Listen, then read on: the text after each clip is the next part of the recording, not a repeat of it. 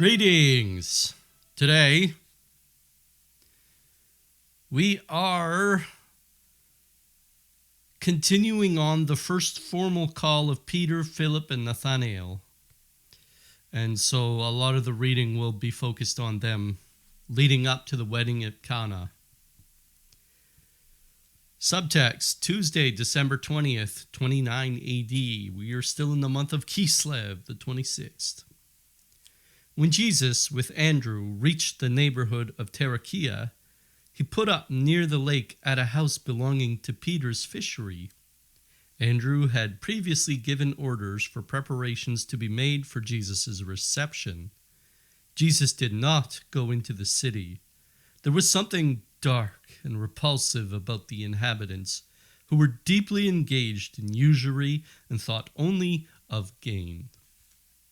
Simon, who here had some employment, had with Thaddeus and James the Less, his brothers, gone for the feast to Genabris, where James the Greater and John were. Lazarus, Saturnin, and Simeon's son came here to meet Jesus, as also the bridegroom of Cana.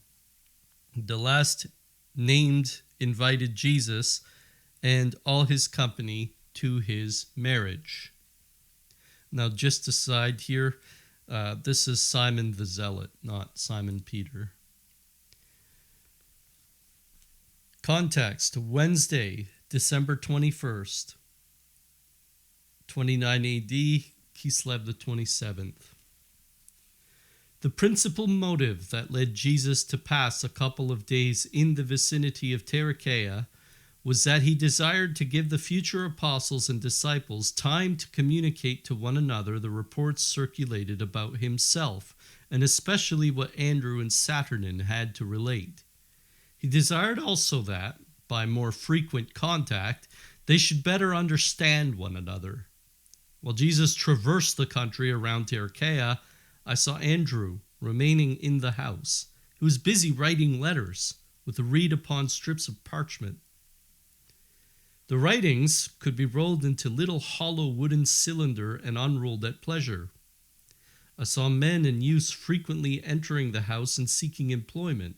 Andrew engaged them as couriers to convey to Philip and his half-brother Jonathan, also to Peter and the others at Genabris, letters notifying them that Jesus would go to Capernaum for the Sabbath and engaging them to meet him there. Meanwhile, a messenger arrived from Capernaum begging Andrew to solicit Jesus to go thither right away, for a messenger from Kadesh had been there awaiting him for the past few days. This man wanted to ask Jesus for help. Subtext, Thursday, December the 22nd, 29 AD. Accordingly, with Andrew, Saturnin, Obed, and some of John's disciples, Jesus set out from the fisher house near Tarichea to Capernaum. This last named city was not close to the lake, but on the plateau and southern slope of a mountain. On the western side of the lake, the mountain formed a valley through which the Jordan flowed into the lake. Jesus and his companions went separately, Andrew with his half-brother Jonathan, and Philip, both of whom had come in answer to his notification, walked together. Jonathan and Philip had not yet met Jesus. Andrew spoke enthusiastically to them. He told them all that he had seen of Jesus and protested that he was indeed the Messiah. If they desired to follow him, he added, there was no need of their presenting to him a formal petition to that effect.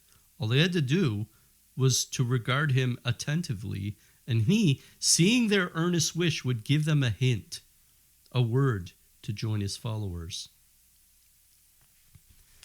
Mary and the holy women were not in Capernaum itself, but at Mary's house in the valley outside the city, nearer to the lake. It was there that they celebrated the feast. The sons of Mary Cleophas, Peter, James the Greater, and his brother John had already arrived from Genabris with others of the future disciples. Nathaniel Chancellor, Thomas, Bartholomew, and Matthias, however, were not present.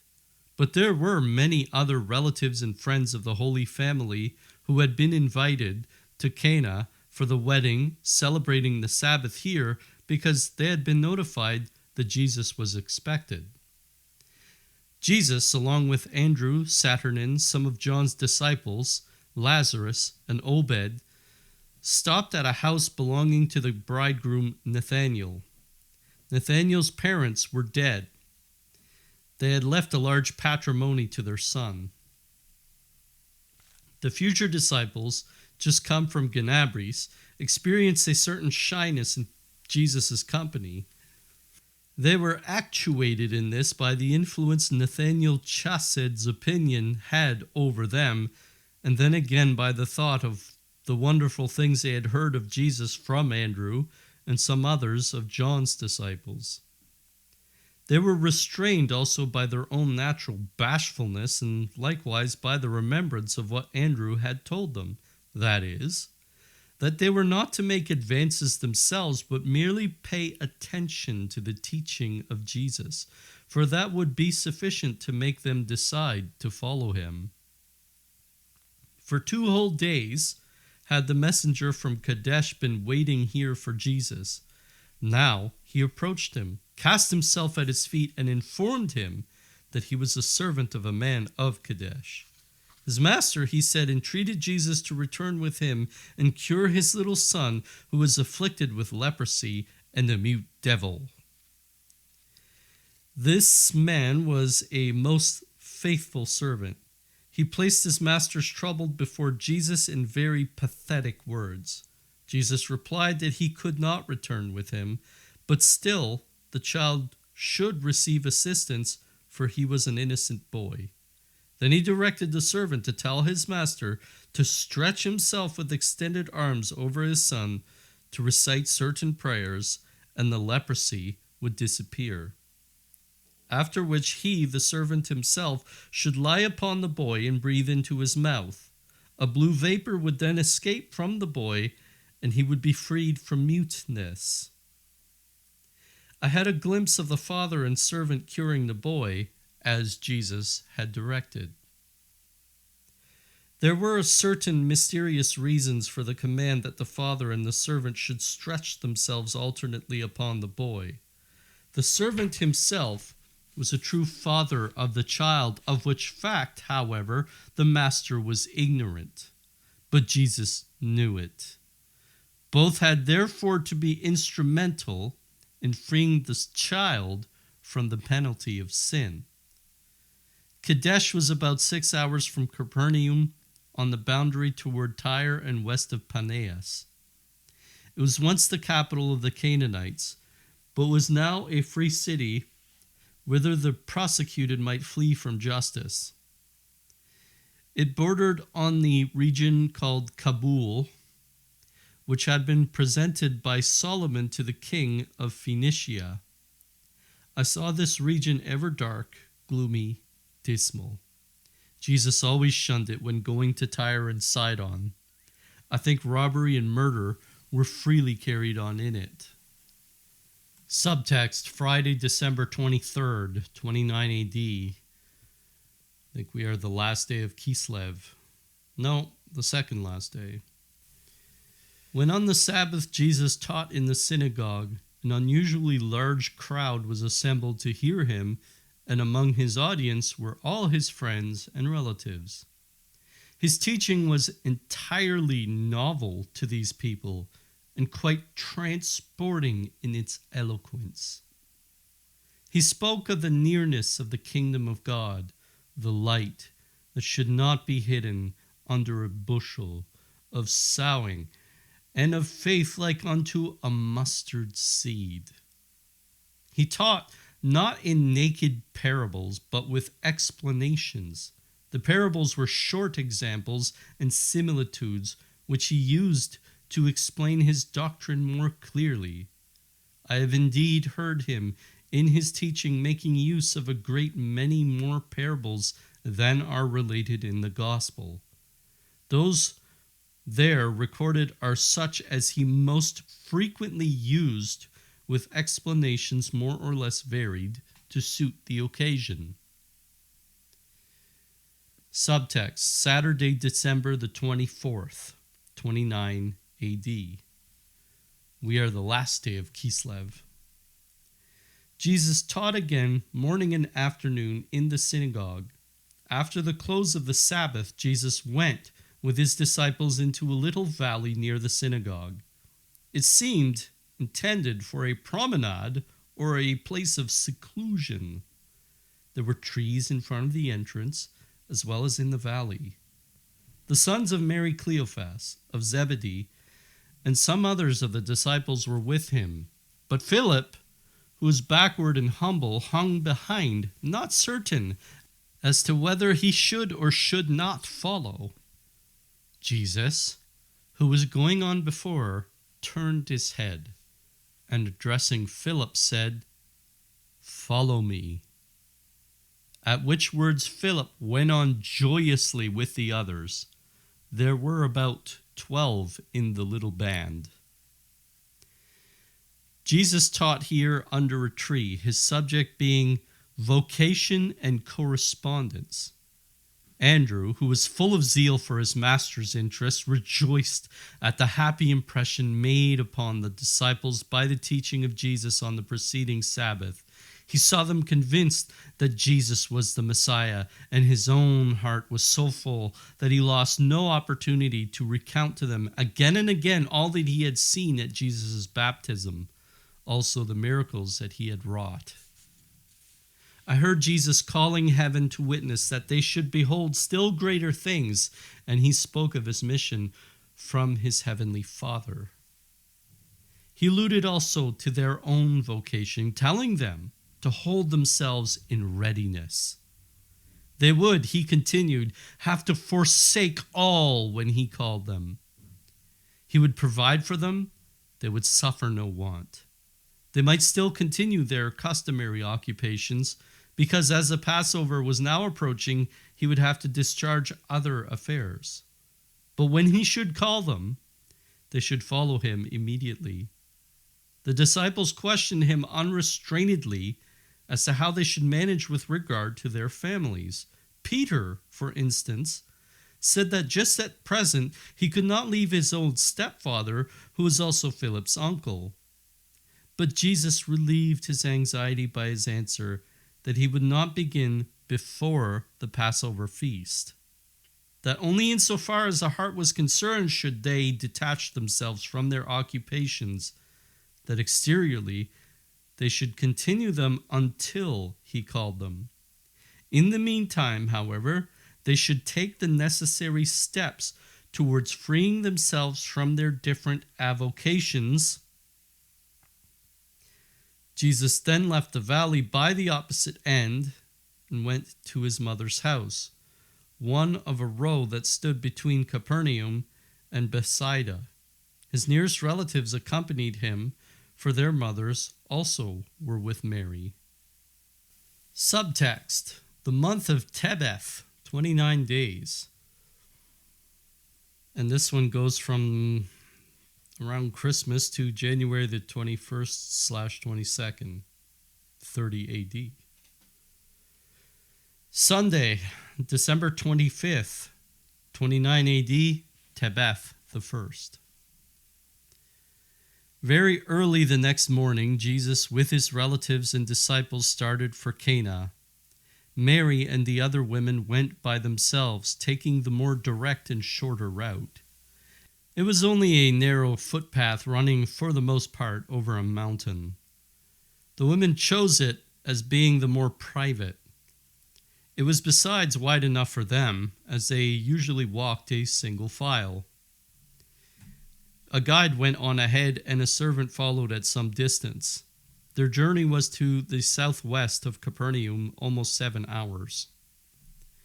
Jesus and his companions took a more circuitous route through Ganabris. The road was broader and better suited to conversation. Jesus taught along the way. He often halted, gave utterance to some truth, and then explained it. This road was more to the south than that which Mary took.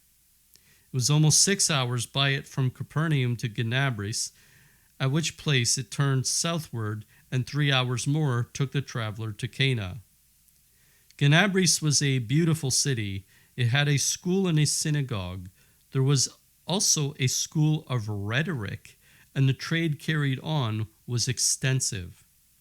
Nathaniel had his office outside the city in a high house that stood by itself, though there were others at some distance around it.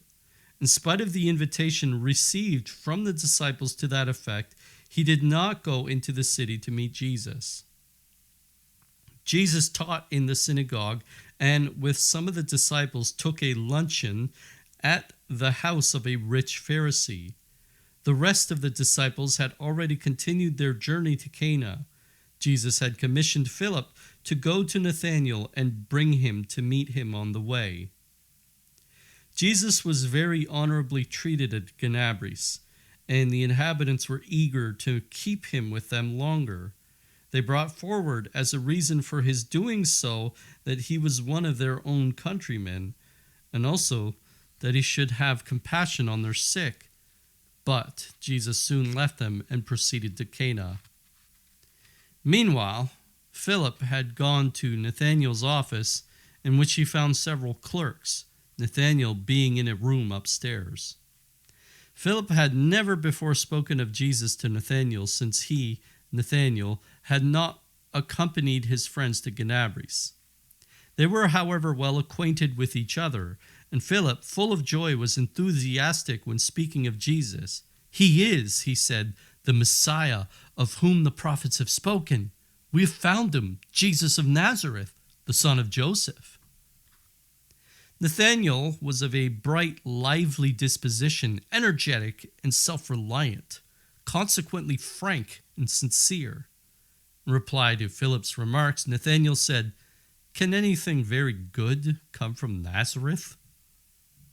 He knew the reputation of the Nazarenes, that they were of a contradictory spirit and were not distinguished for the wisdom of their schools. He thought that a man who had been educated there might indeed shine in the eyes of his credulous and simple-minded friends, but that he could never satisfy his own pretentious claims to learning. But Philip bade him come and see for himself, for Jesus would soon pass that way to Cana. Nathanael accordingly accompanied Philip down by the short road to that house which stood a little off the highway to Cana. Jesus, with some of his disciples, was standing where the road branched off into the highway. Philip, since Jesus' injunction to follow him, had been as joyous and unrestrained as before he had been timid. Addressing Jesus in a loud voice as they approached, he said, "Rabbi, I bring you here one who has asked, what good can come from Nazareth?"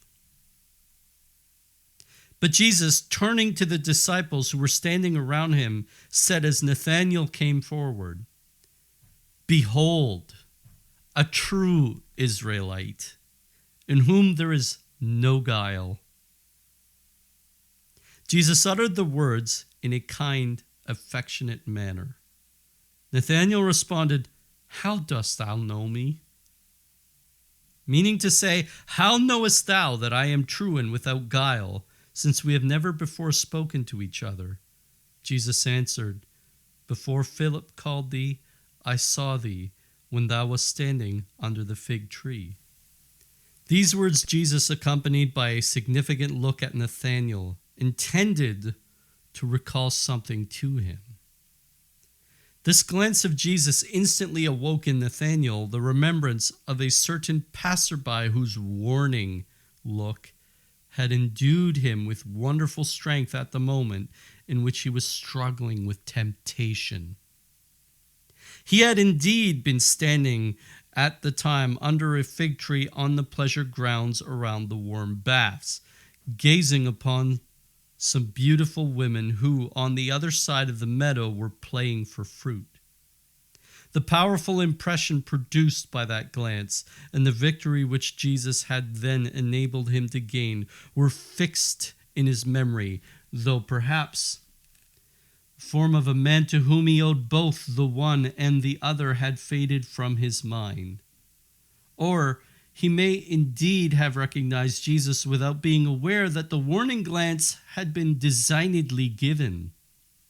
But now that Jesus reminded him of it and repeated the significant glance, Nathaniel became greatly agitated and impressed.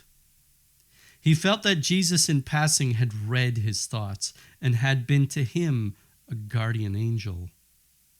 Nathaniel was so pure of heart that a thought contrary to the holy virtue had power to trouble his soul. He recognized, therefore, in Jesus his Savior and Deliverer.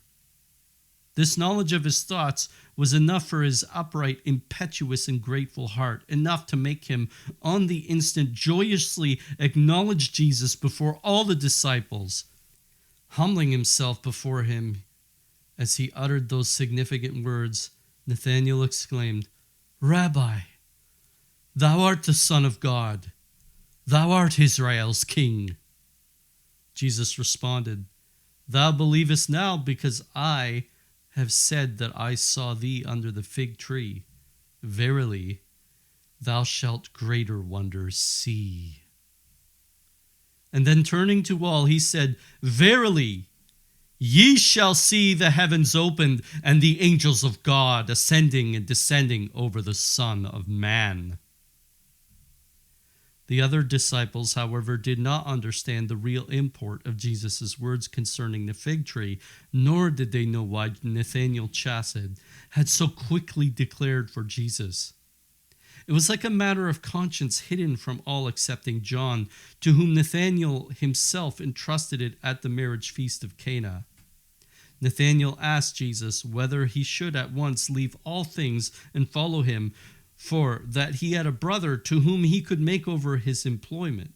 Jesus answered him as he had the others on the preceding evening, and invited him to Cana for the marriage feast. Then Jesus and his disciples proceeded on their way to Cana.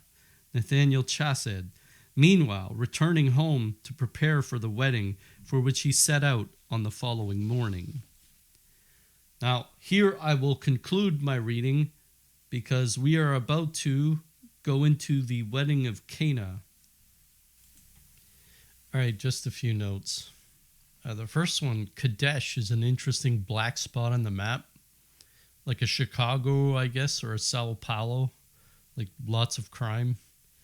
I suppose here Christ gets the hint that his servant is from Kadesh, or that this servant is from Kadesh.